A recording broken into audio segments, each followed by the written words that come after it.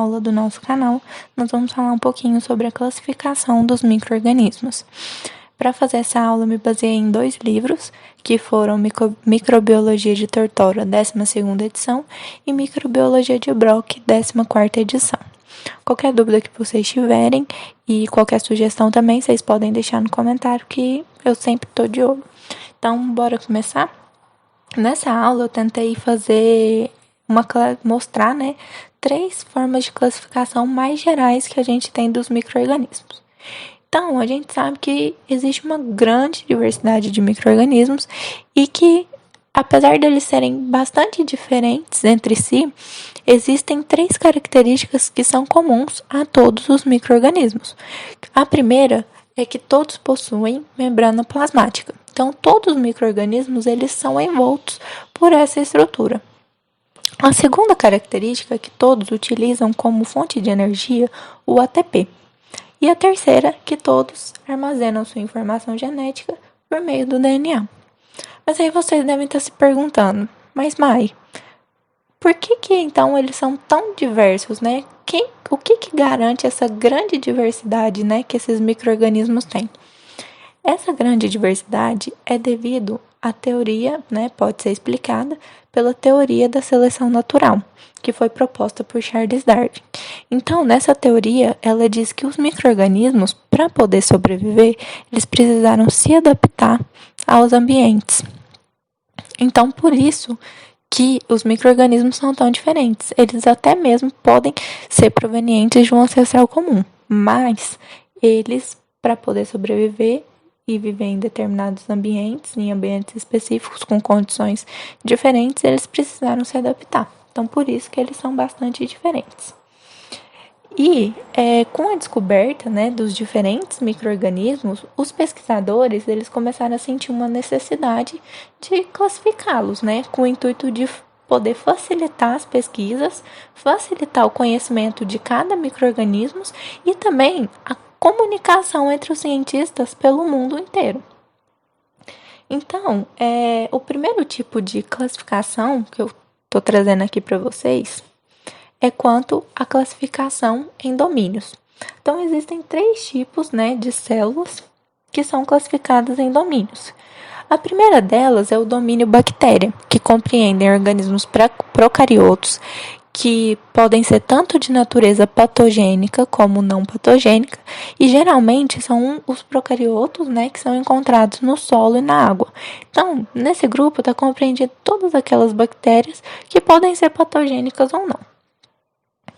O segundo domínio é o domínio arqueia, que também compreende procariotos, mas eles são diferentes daqueles do domínio bactéria, que eu acabei de falar. Isso porque eles não possuem peptídeo-glicanos na sua parede celular.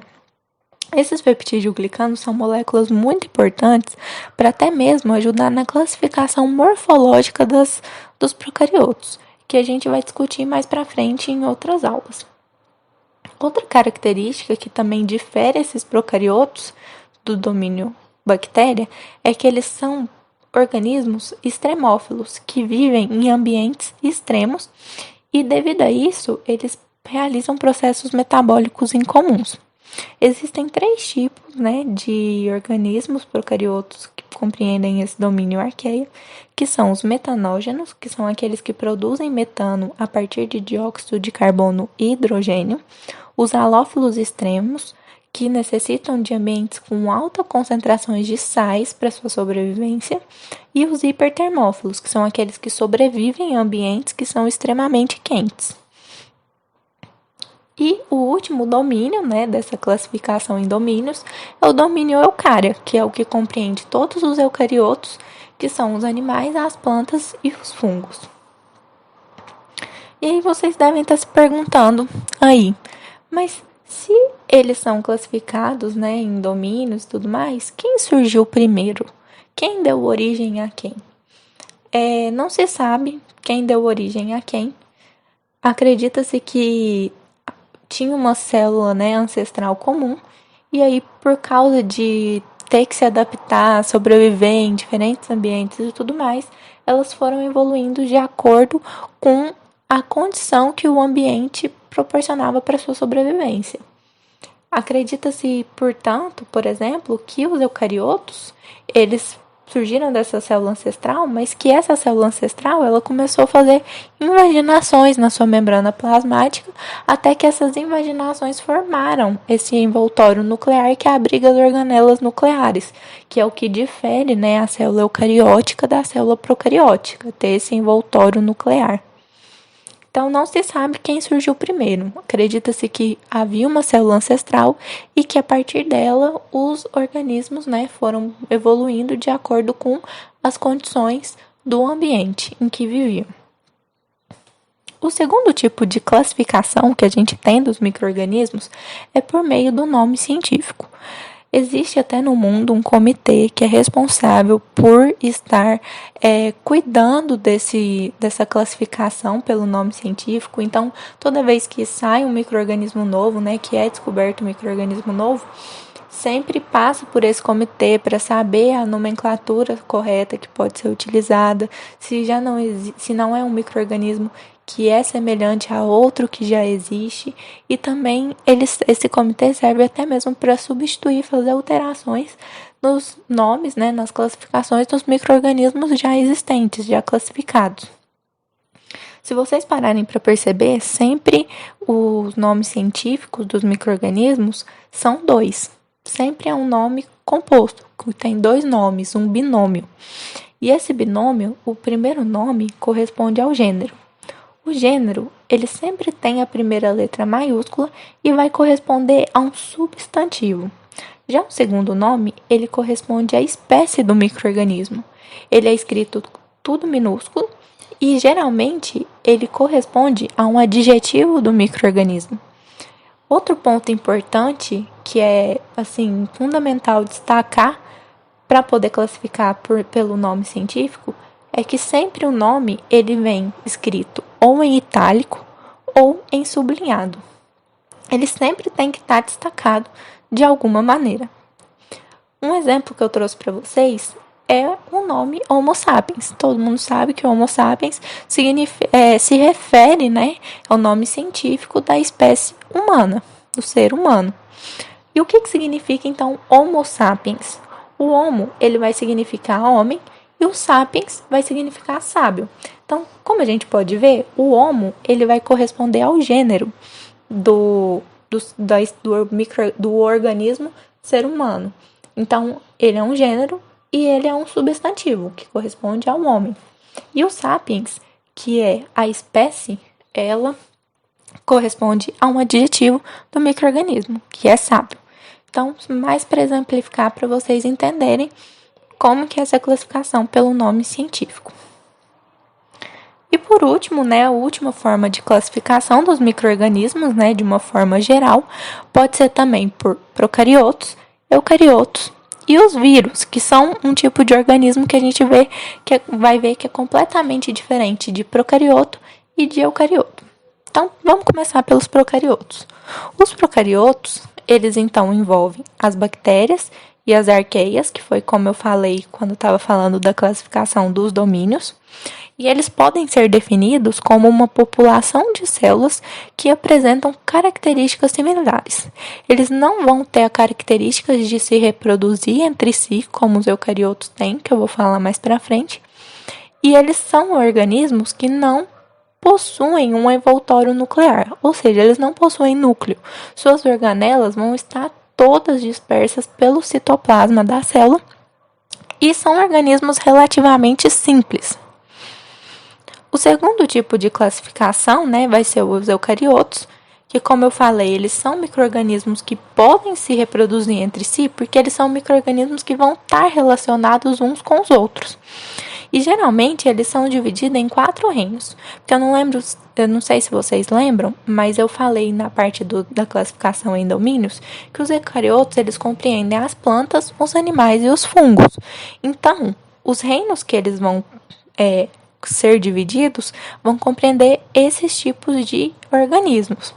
Então, no reino protista, a gente vai ter os organismos que são simples, unicelulares e que vão ser desde fotossintéticos até mesmo a parasitos intracelulares obrigatórios.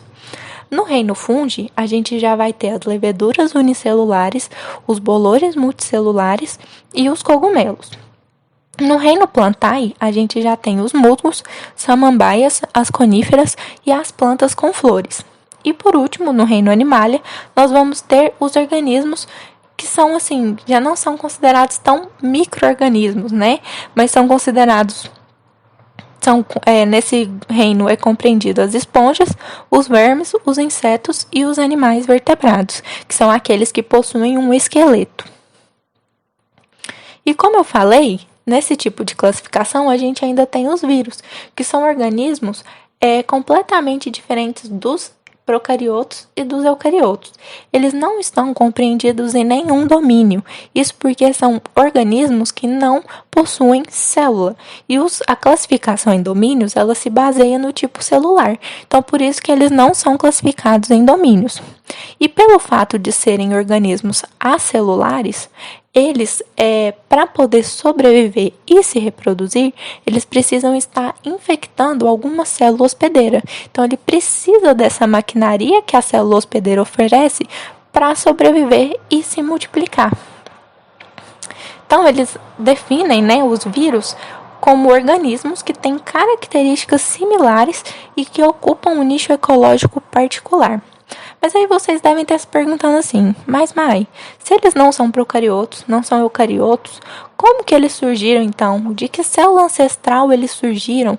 Como que eles se diferenciaram de um organismo, né, ancestral? Como que eles surgiram? Porque eles são acelulares, né? Então, fica essa dúvida.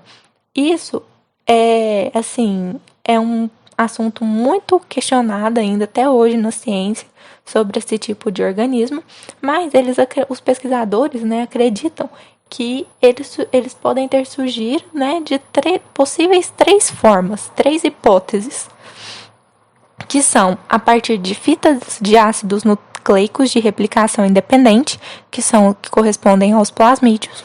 Eles podem também ter surgido de células degenerativas que perderam capacidade de viver independentemente e por isso, para sobreviver, vão precisar de outras células.